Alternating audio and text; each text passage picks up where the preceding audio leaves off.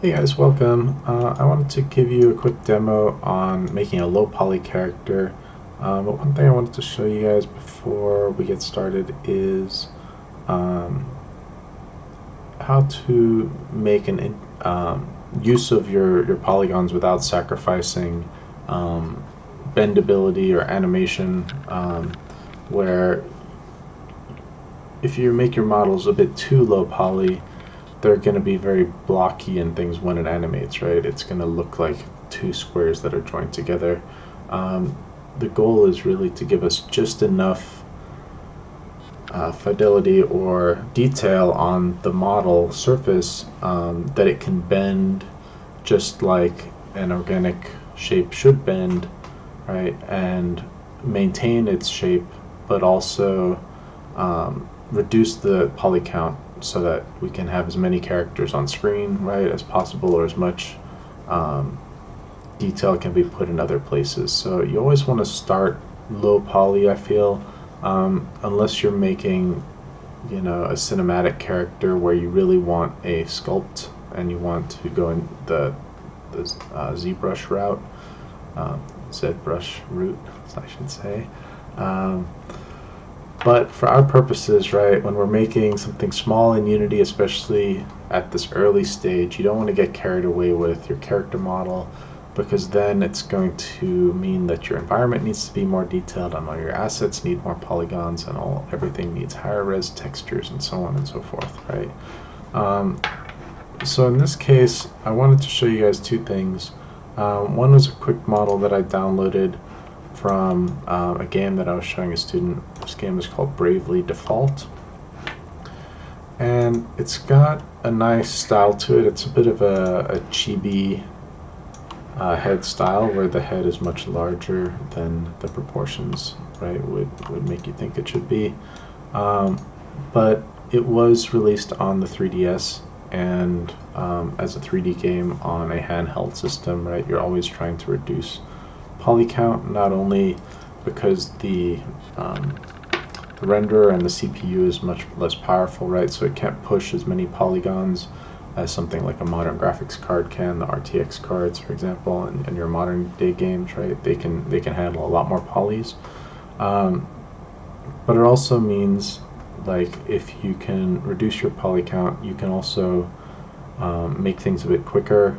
You can put more characters on the screen, like I said earlier, and overall you could always go back and add more detail to this character, add more polys if you find that detail is lacking. It becomes a lot more tedious to remove detail if you've added detail already to a character and you have to go through and, say, target weld a bunch of your edges together. It's a slow process. I've done it before, where I've had to take a character that was high poly, where we could only fit one character on the screen at a time, and try to half and quarter the amount of polygons on that character by creatively merging verts, which I'll show you. You can actually maintain your model's texture after you've already modeled it if you creatively decide to use the target weld tool, right, to reduce your poly count. So if you start to merge things together, actually I haven't tried it on this model, maybe it's not a good example. But sometimes you can get away with, say, merging polygons on a character. It looks like this mesh is actually not a game mesh, because all of these pieces are separate. Yeah, I thought so. To fix that though, we could just do one of these tricks. This is another trick I like to have in my bag of tricks, is a quick merge with a low threshold. That means that every one of these verts that is close to a neighborly vert should get merged onto it, and then that should let us try this technique out. So with the target weld, right, I can go into some areas where maybe I feel like I can reduce a poly count Like here, I was just going to try on the waist right from here.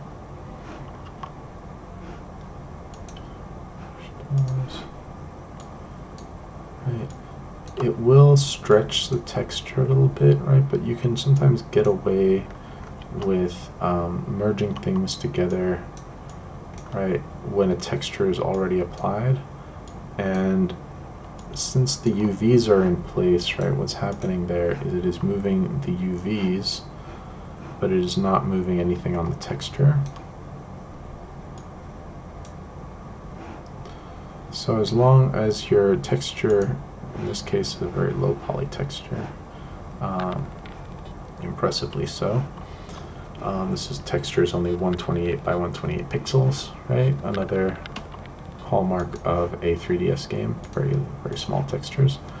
And you can reduce a character's poly count this way, right? By target welding things so that you maintain your texture, but you reduce the overall number of polygons on your character.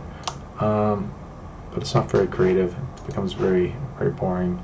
And you really just fake it, right? You couldn't, say, use the merge tool here, for example, and like find some sort of middle ground to merge on and then hope that you're going to get lucky, right? It's going to turn it into a monster. So this character I downloaded from the models resource. I do recommend looking on there, especially if you've got a certain game whose aesthetic you really like and that you'd like to emulate, right? Don't feel like you can't go and open those things up in 3D. As 3D artists, right, we should be digging around in existing professional materials to look at how the pros got things done. Because, you know, their artistic styles are going to come through, and they're also lucky enough to usually have multiple people on their pipeline, right? They're going to have a concept artist, they're going to have a texture artist waiting for their model, which removes a bit of the stress, right? Of course, you guys, while learning these tools, will have to be responsible for everything. In a professional environment, typically, you're not going to be having to shoulder 100% of the project's assets. So what I wanted to show you with these objects here, I noticed that I actually messed this one up here, is how to get away with a low poly style, right? These are all octagons and hexagons that have been extruded to make some legs, and then I've rigged them to emulate kind of a knee. What I wanted to show you, right, is that you can get away with having very low polygons and still get a decent amount of deformation on your model, right, on your 3D model. So what this means is if your character is like jumping through the air and like kicking somebody, right, like, of course they're not going to bend their knee backwards, you want it to look organic enough, right, and deform correctly without appearing too weird, right, without things like really squishing in on each other in a strange way. So you can see I've gotten all the way down to just having a knee made up of just a very like low number of polygons here, right, and I used the default skinning values to which, you know, usually I would go back and edit those values, but it is going to emulate kind of what we're going to do here, which is to use Mixamo's auto rig solution, right? So we'll also be kind of reliant on this thing kind of just working the first time that we plug it in. But here you can see the back of the knee is often a problem area, right? When you don't have enough geometry, sometimes things are going to go wrong, or right, they're going to look very robotic in the way that they bend, right? It's going to be a very close 90-degree angle, whereas with almost too much geometry,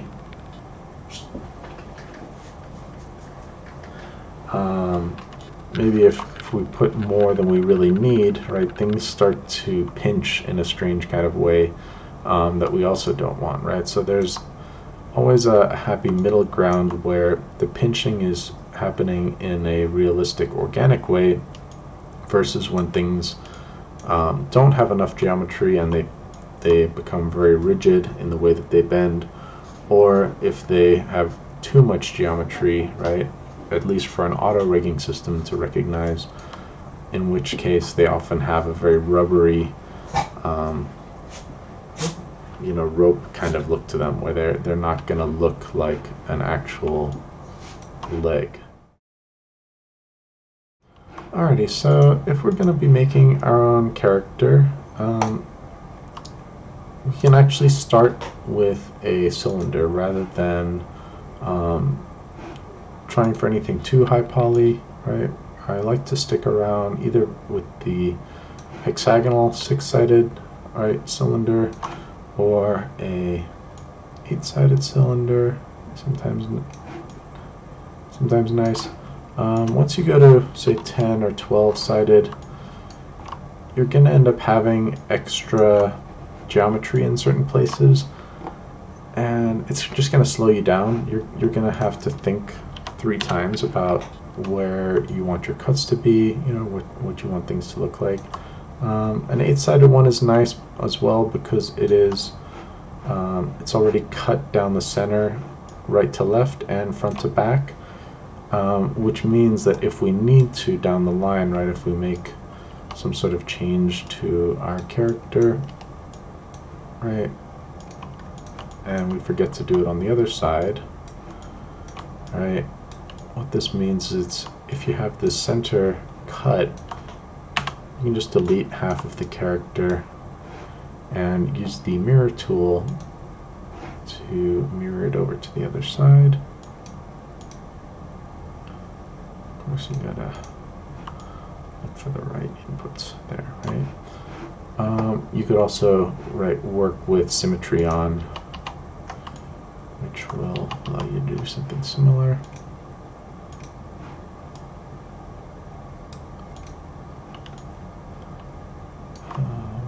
Well, in this case, I've already cut my object up, so.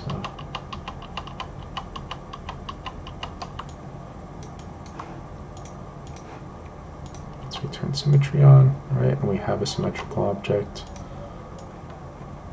anything that we do to one side will reflect over to the other side, which is handy. To start with, though, like I said, I'm just going to use a polycylinder, 8 subdivisions. I also reduce the subdivision caps to 0.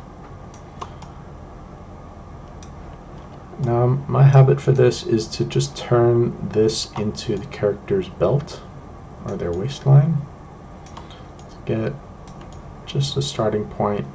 And usually I'm going to warm up on the legs. The torso is a bit trickier, so you want to start with the easy stuff, right, and work your way towards the hard stuff like the face. Easiest thing to start with is just to do an extrude. You can either use the shift and move method, right, and then face mode, or Control E will bring up the dialog box, which you can use the manipulators or the different options in the kind of inspector there. So when you're making some legs for your character, one thing to remember is that in order to avoid kind of a blockiness in the thigh area when it deforms, you almost want like an underwear V line to represent kind of how the hips attach to the pelvis bone in real life. So to start with, right, we don't super need that in the first shape. We can just extrude downwards. Maybe I should try working with symmetry. But creating this kind of underwear shape is going to have a beneficial effect when you start to deform your character. Now, I also don't want to get too close in there. I might give it an extra edge loop here. Oops, I'm ringing. I can also just work where if I forget to do an extrude, I can go back by just inserting edge loop. And and I want to come up with this kind of underwear shape for my first steps. Then I'm going to need a cut here. Now, I'm kind of regretting using this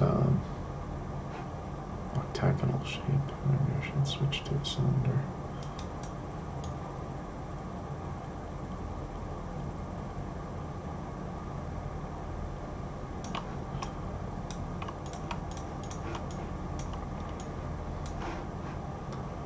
Well, instead of doing that, I'm just going to do a bevel on the side, just because I'm not really liking that triangular edge there. Then let's get more of a leg shape here. So I just noticed that when I looked at the bottom here.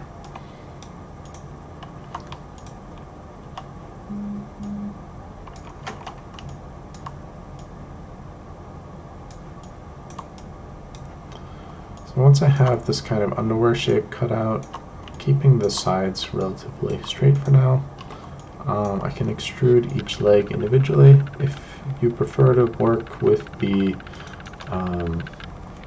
insert edge loop tool, right, you can just go ahead and extrude all the way to the bottom of the feet or to the ankles to start with. Right, if you wanted to do something like that. Or the other option, right, is to extrude just part of the way to where the top of the knees is.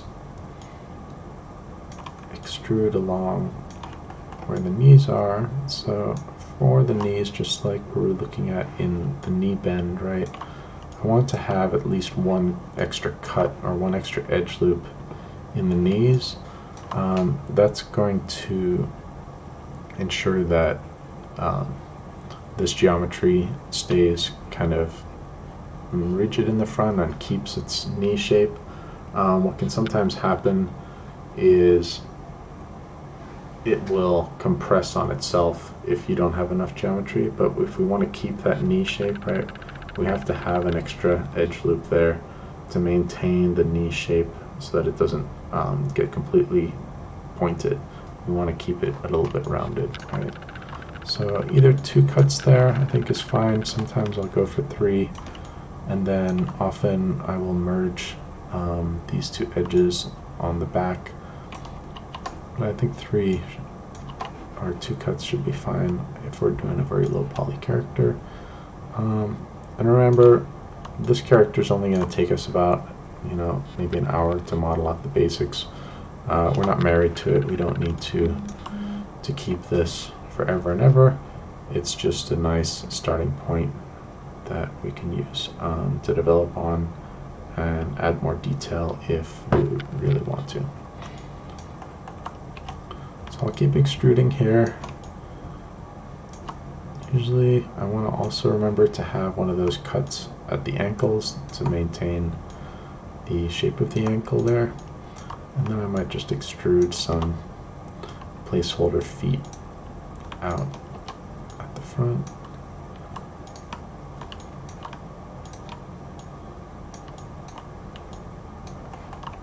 Once I have that geometry, it's easy to just go in here, do a few edits, make it feel a little more realistic.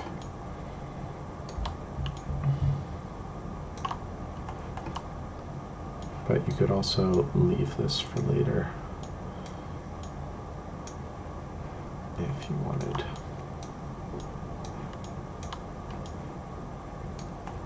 Okay.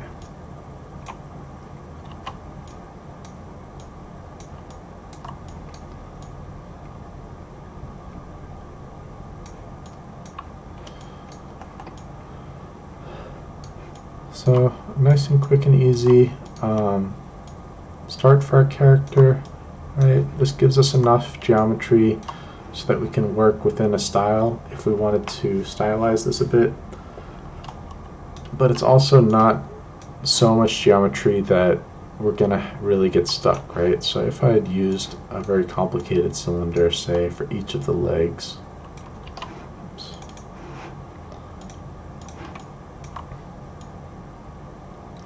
and I just decided like, oh, let's just make the leg out of like a 10-sided or 20-sided cylinder, right? And I can give it more subdivision caps. What happens then, right, is then I go to like make, say, the ankles or the feet, right, and I'm having to like resize and then like resize things and end up doing a lot more of this like push and pull. Is it gonna work? Isn't it gonna work? You know, eyeballing it, realizing, oh, now I have to go to the side view and I have to like come and resize this set of polys. I have to grab this set of polys and resize those, and then I have to resize these guys. This is the reason why we start at a very low poly count, right? It's a lot easier to just get in here and move like 2 little vertices to change the shape of the knee, than to have to grab like 10 verts and like mold them into like a realistic shape. This stuff gets really tedious really fast. The other issue, of course, right, is once, say you have this, if I, oh, is my Karnak not working?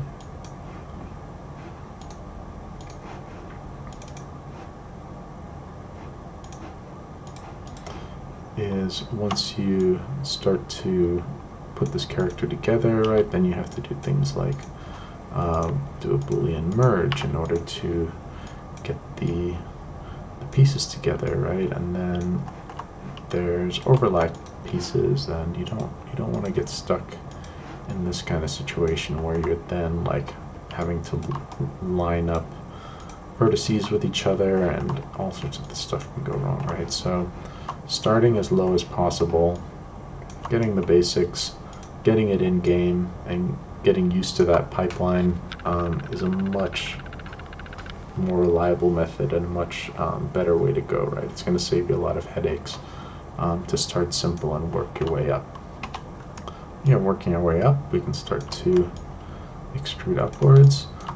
Think about, for these cross sections, places on the human body where it really bends, right? Like it kind of bends from the belly button, and also the bottom of the rib cage, right, is kind of like where we bend over. If we bend over to the side, our ribs kind of like stick out, right? So thinking about where the anatomy is underneath the skin, right, and applying that to our edge loops is really important for all levels of characters, right? Even for very complex characters, you're still going to want to find these landmarks on the body, and have differing amounts of detail, right, depending on where, say, a hard bony area meets like a softer part of the body, which it might be more muscular or fatty, right? So this will be kind of like the chest section. And one thing to remember about just the chest is that it does kind of lead into the arms. So often what I'll do is add an extra edge loop just below the chest, much like the knees, because that's going to give it a little bit of area where the rib cage, right, will pivot on top of the spine coming up from the pelvis, right? So this little extra bit of extra edge loop here will help that area deform in a way that isn't going to feel so like rubbery and bendy where the whole body deforms. It'll be more localized to the area on the body where we would expect it to stay still and where we would expect other things to deform. Alright, so this gives us a bit of a pelvis, right? And since I'm working without a piece of concept art in this stage, I'm going to start to notice my proportions, right, after the fact, rather than having the proportions there in front of me. Next thing I'm going to want to think about is, just like at the bottom, I could think about adding an edge loop at the top.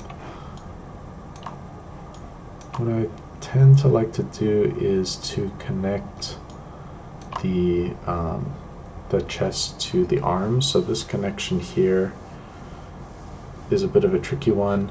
You can either start with a T pose, right, and then bend the arms downwards, or you can try to or have the shoulder kind of flow into the arms in more of an A pose, right, to have a bit of a softer bend there, less deformation after you rig your character. Right, so one method is to start off the side of the chest and extrude arms from this angle, right? This gives us a bit more sense to the geometry, right? Where then we can still work on kind of this chest shape.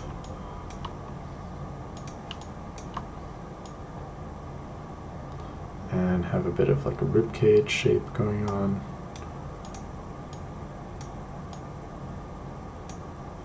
Right, so this kind of U shape at the bottom of the ribcage, you might want to think about bringing that in as well for the rest of the torso, right, is just to mold it. Let's mold it a little bit more towards an ideal character or a hero character type of body. Right, but this way, just like on the human form, right, the muscle of the chest actually connects to the arm, right, and pulls the arm forward when it compresses.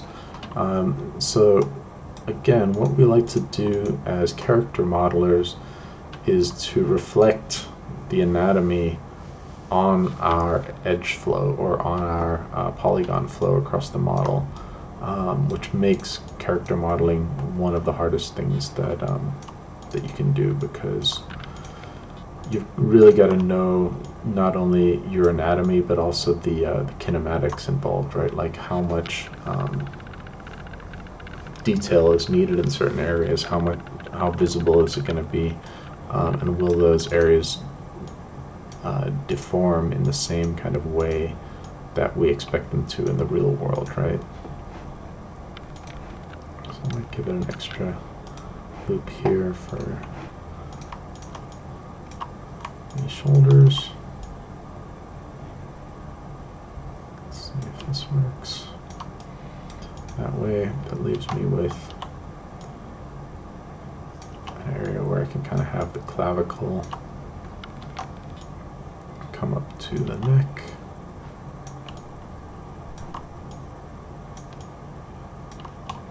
Oops, make sure it's at the back. Extrude a low poly neck. And the head will be about, yay big, about half the size of the torso.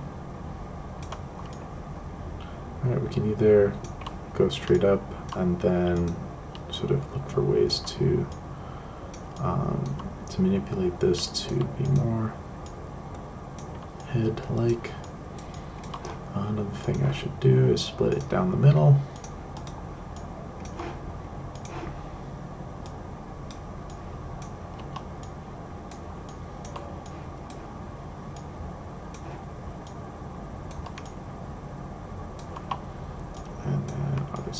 Give it a little bit of geometry at the front here for more of a chin.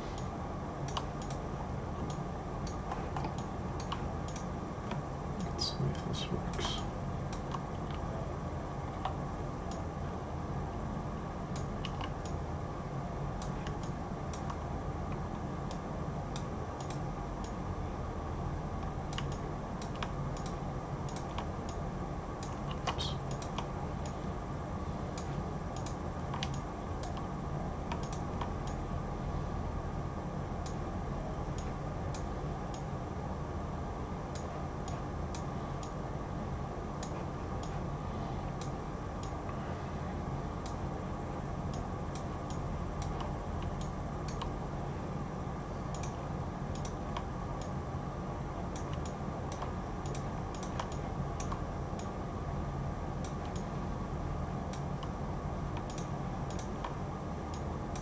So a bit of an alien head going on here.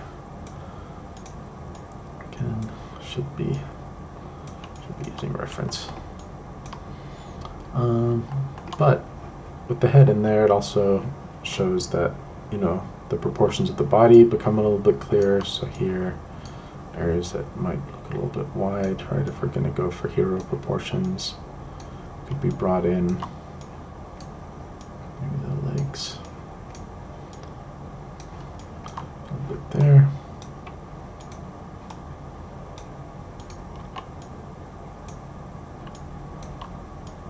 Likewise, for just like on the knees, right? I'm going to want to have some extra edge loops at the shoulders here, because we want this bony area to pretty much stay still, right? Even when the arm deforms here in a bend, the top here of your shoulder, right where the bone is, right? That area stays quite still in space, right? Whereas everything else around it is typically moving.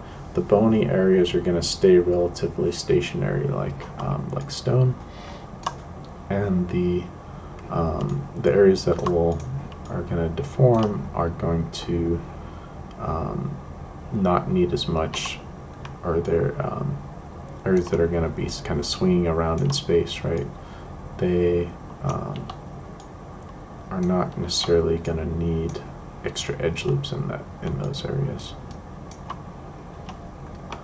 So elbows also get an extra edge loop. Since I'm working at an angle here, I can also change my orientation, not to object, but to the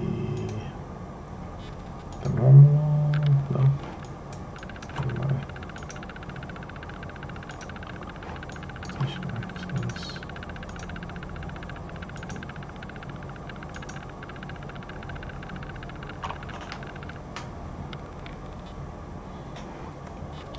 Sometimes just using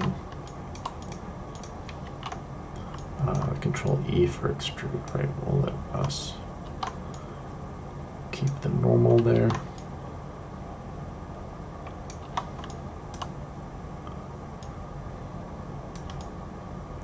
I might want more geometry in my arms down the line, but this is enough to start with.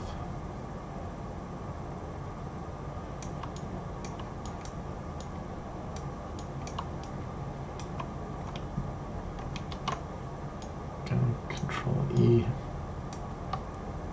Oops.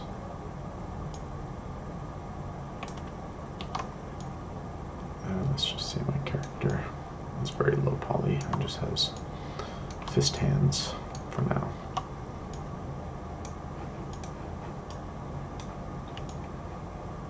Alright. So from here, depending on whether you want to have a more stylized character, right, you could go for silly proportions, right, kind of like a Clash of Clans type character might have, right, right, or you could have them be more idyllic characters, right, very like tall, or even push to anime proportions, right, where you got very, very long, slender legs on your hero characters, and things like very broad shoulders, right? All that stuff can be quickly tweaked without too much effort on your part, right? Again, versus having a very complex character geometry to start with, right? That's gonna slow you down, and kind of give you a lot of technical bugs and just headaches that you don't really want to deal with at this stage, right? This is almost like sketching in 3D, where you want to be able to change things up pretty quickly if they need to be changed. So I do recommend having a piece of concept art for this, right, or having some reference.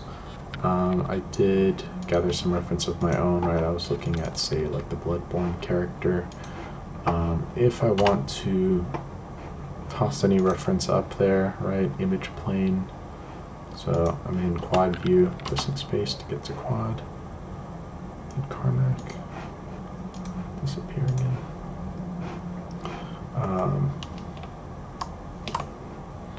Go to the front view, the view menu, image plane, import image. From here, I've got to go to my Maya folder, projects. Oh, no, I put it on my LSPU folder.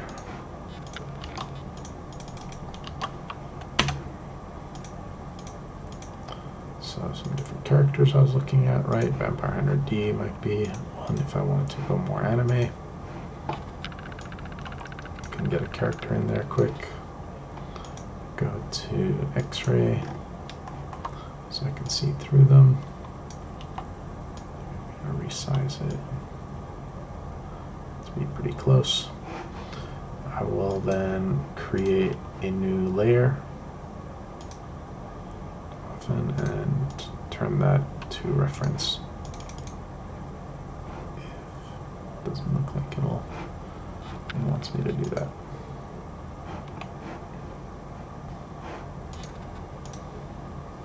Alright, but this way I can start to figure out the real proportions that I need to hit, right? If I have a piece of character art that I'm working into, then I want to start to mold those proportions, right, to match whatever kind of proportions or style I'm going for in the character art. Obviously, From Software, Bloodborne uses more realistic style, but it does have, it looks like, some anime influence. Oops, it looks like it's a little bit offset. Center. Oh, my character got offset. So if I hold X, I can reset it to center. That'll make lining up my image easier. Right, and then I don't even need to pay attention over here just yet. I can just look at moving these verts so that they closer to the character. Character art. This is kind of when symmetry mode starts working against you a little bit.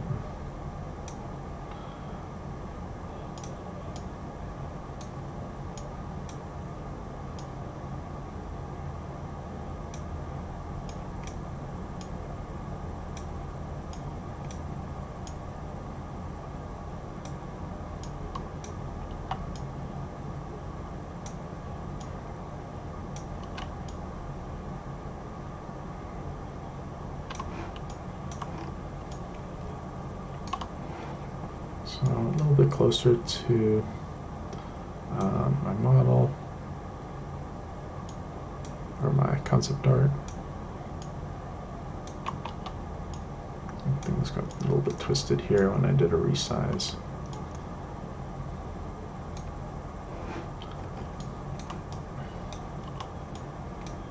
And apparently he's got a teeny weeny little head. We go by Bloodborne proportions. So maybe my choice of head shape was a little bit off. I can always just call it a failed experiment, behead him.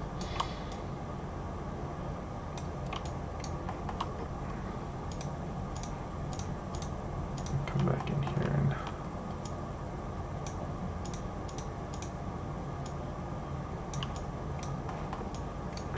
make a better head. Looks like these guys also need to be scaled down.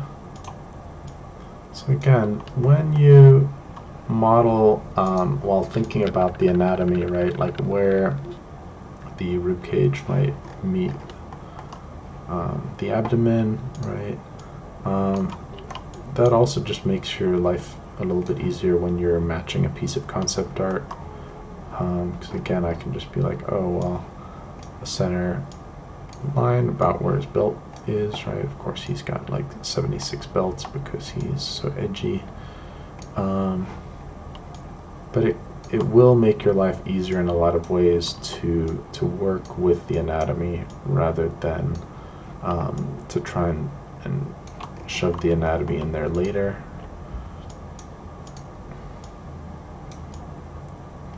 What's going on back here?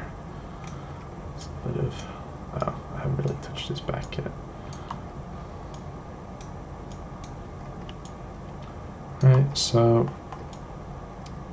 even this, we're sitting at 600 faces without a head. You know, even this could be reduced. Once you're, you know, at this stage, I should have been saving to make sure I don't lose him. You also want to get rid of all of this history that you've made. Don't forget to do delete all by type history, and to also modify freeze transformations. Right, so what that does is if I have resized things in the cylinder, everything gets reset to 1:1:1 scale, right, which is what we want when we get into Unity. We don't want our character to be pre-scaled so that he is 5 times higher than we originally modeled him, because then what sometimes happens in an engine is it'll suddenly reduce that height by 5. Obviously would have liked to get his head looking a little bit better. Let's think about this here.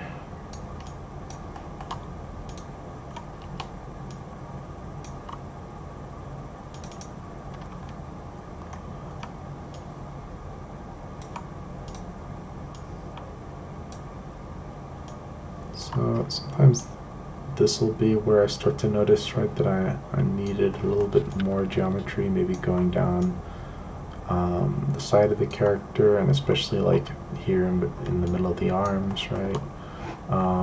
So you can, at this point, also start to insert edge loops, right, by looking for these midpoints, especially. I'll cut the character, oops, not quite all the way around. So I forgot to cut down the center of the crotch to make him symmetrical. That way, when I insert edge loop, right, it'll go all the way around. Yeah, and so from here, I can start to make him a little bit less blocky. But again, that one cut, right, added about 100 faces to my model.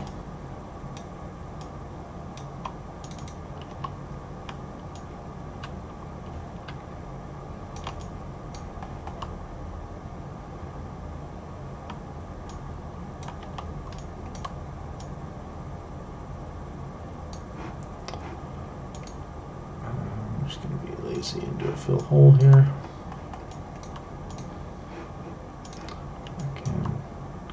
Across that hole just to keep my symmetry. And maybe just extrude the back of the head here.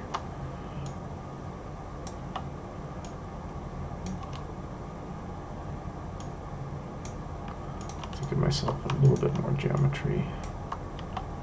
Oops.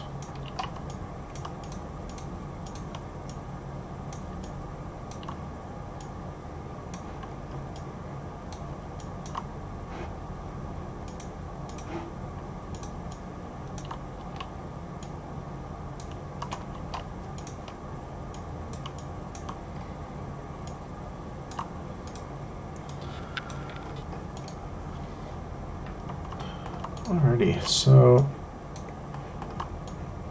basic character model. Another thing to do, right, is once you hit a stage where you're okay with it, like I said, you want to delete your history. Do a freeze transformations. Control D is a handy one to just make a copy of it. That way, within your scene, you have a saved version. Another thing I sometimes do is to create an instance where you can use duplicate special in this case to create an instance of an object. And that way, say you're working in vertex mode and you're all up close in one view, right? Maybe you have, say, a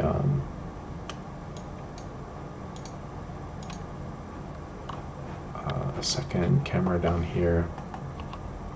Oops. Second cameras.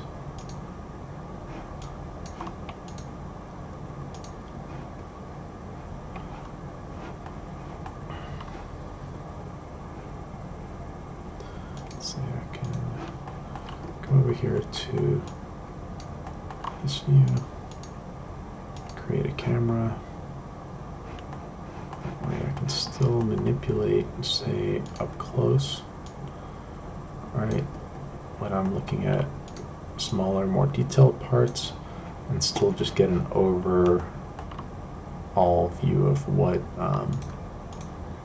what's going on in the model itself. So if I'm doing very small things, or sometimes very large things, right, and I'm zoomed in or at a funny angle, right, I'm like looking at it from the top. Sometimes it's handy to just have a set camera view that can give you a better idea of what the character's really going to look like, right, in say, especially if you have a set camera angle, right, if you're only going to be looking at your character from above and behind, and you're all worried about like what his shoelaces look like, you're spending your time on the wrong thing, right? You should be giving your character like a cool hat, or making sure that, as anime or as RPG characters often have, give your character a nice butt. Like everyone's going to be looking at it for half the game, or give them a ponytail and put some physics on there so that there's something like bouncing up and down, right? Anything to give the character or the player more stuff to look at, right? Make them happy. Will go a long way. So this stage, gonna start to rotate around, make sure I'm not getting too blocky, right? Decide on an amount of detail that I'm happy with, as well as kind of an amount of realism that I'm shooting for, right? To go in there and mold the character. I recommend for these characters, right, for this project, to do more of like superhero type costumes, right? Very simple character costumes, especially skin tight ones, going to make your life a bit easier. If you have all sorts of like flowing capes and stuff like this character has, right, it's going to mean more work that you're going to have to put in there to capture some of that detail. Yeah. Again, if you're ever in need of more geometry, right, you can always add more edge loops. Don't feel like you're stuck with a certain amount. But when you first get the shapes, right, you want to keep them quite blocky. Yeah. Once you have things in place, then it's like, oh, well, obviously I don't want pure block arms and I don't want pure block fists, right? It's not as big of a deal to manipulate something like this after you've got most of it in place, right? But to start with a very high level of detail, right, and to try and um, to manipulate a lot of different vertices, a lot of edge loops together, that's when your life is going to become difficult, right? So you don't want to have to push too many verts around, otherwise you're going to be having Maya nightmares. It will happen. Whereas if you stick with a relatively blocky look and then then you go into edge mode, it's not quite as intimidating to just like move one edge around and get a bit of a softer shape, right? Get rid of some of these super robotic looking hard angles just by selecting a few edges and smushing them in a little bit, right, to get more of a rounded shape on your arms, on your legs. Another option, right, say if I still had a very blocky area that I wanted to fix up, say the toes here might be an example. Another tool that's handy here is the bevel tool, right, to kind of give yourself more segments on an edge, and sometimes even to keep the shape of something, right? So rather than just having a straight cut there, right, I can decide, okay, I've got my character pretty low poly, but I want to find some places, right, where I can add some bevels. Now, this tool does come set with its own set of bugs, and you have to get creative with how you select things to not run into too many of these little pinching areas, right? Don't forget to try work in quads.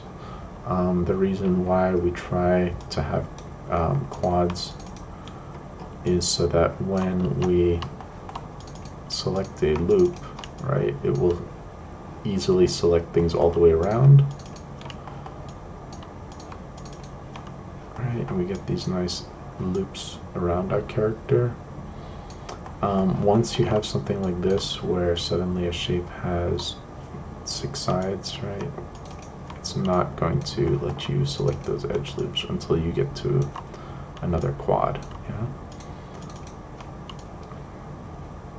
So careful a little bit on the bevel tool, right? Experiment with that one, but it is a little bit misleading to like how powerful it could be versus how it actually works, right? How it actually delivers the functionality, right? Oops, we got a pinch back here. It's sometimes surprising to people when they think, oh, I can just bevel later, right? When really that's going to create problems that you didn't foresee. So the more character art that you've done, right, the more internalized you have like your own characters. Say if you draw a lot, the easier this stuff is going to be, the less time it will take you, the less time that you have to allocate to it. The worse you are at this, right, the more new that creating characters is to you.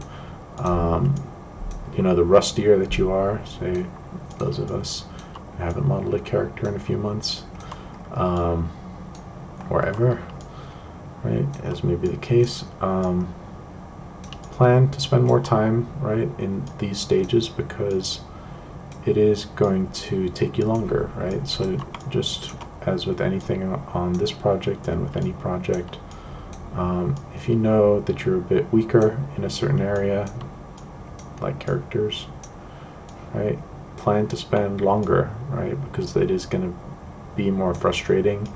You're going to want to step away from it, right, and come back to it when you're recharged a little bit, because it will be draining.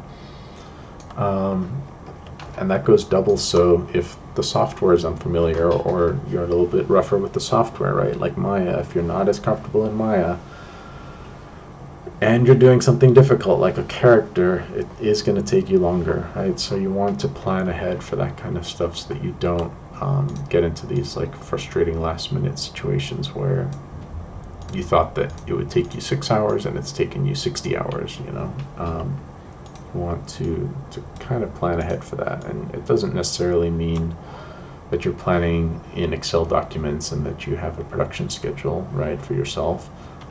It could just be how early you get started on some things, right? Like if you know something is going to be a challenge for you, like a character model, start on it early, right? Get a head start.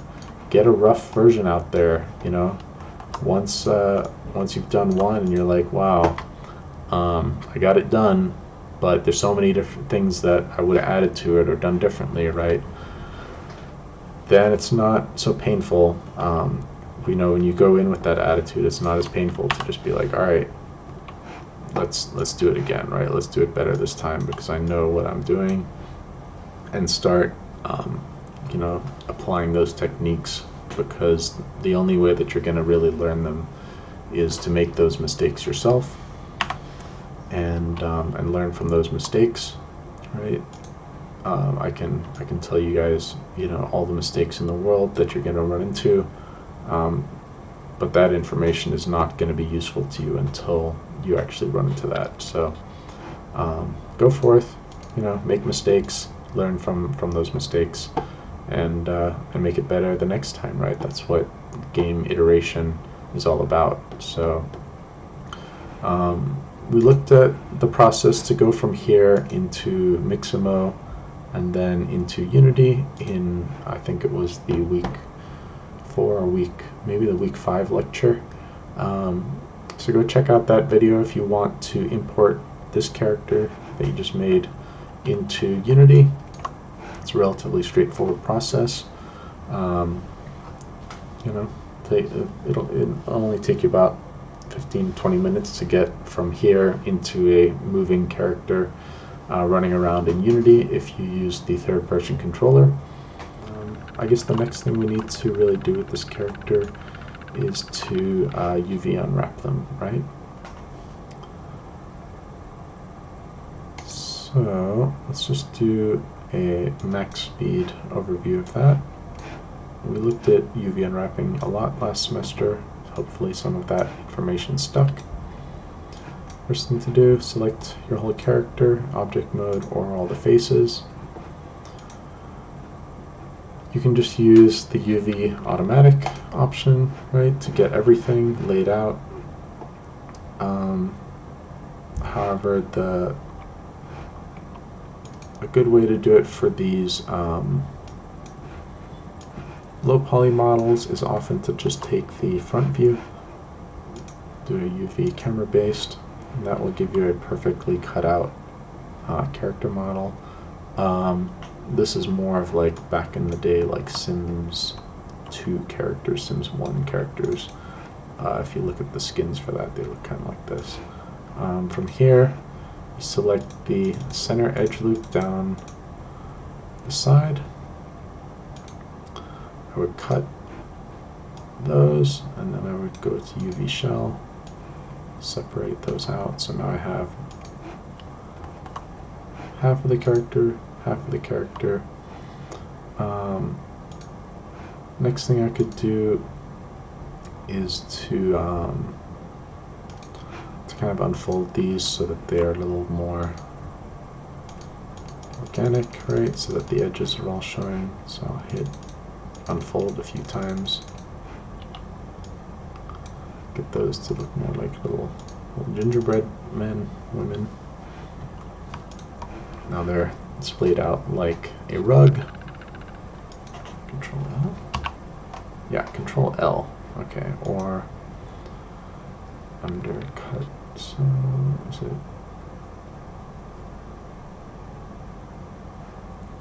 modify layout? Modify menu layout. That will distribute everything that you have cut out onto your UVs. Another thing I could potentially do, right, is to chop the head off. So chop the head. Oops.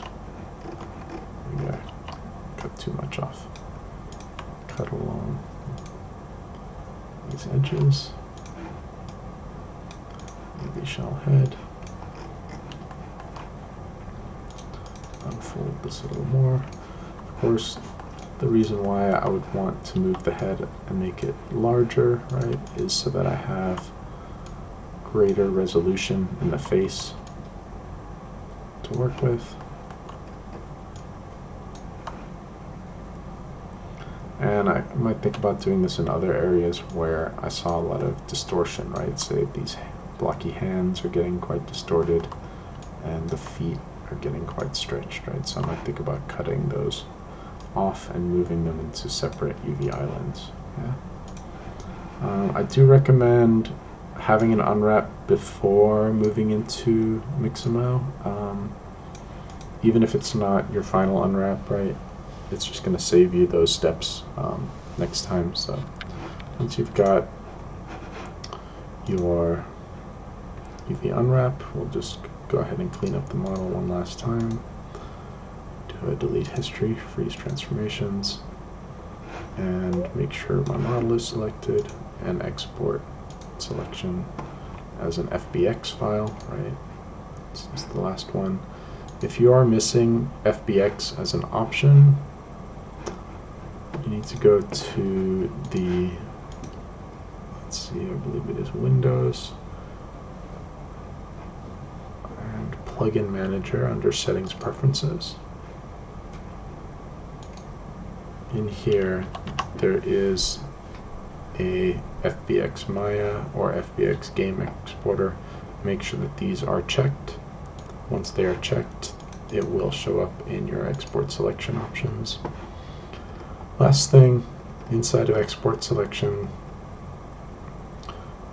is under FBX file format. This one's important. Make sure your version is one of the old versions from 2013 or 2012.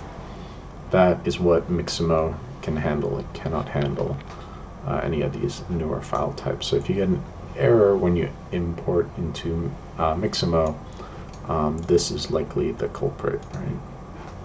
So I'll give it a name. This guy is going to be Mr. Low Poly. Now I have that FBX file that I can auto-rig using Mixamo and bring it into Unity to retarget. So thanks guys. I will talk to you later. Let me know in the chat if you have any questions about this technique.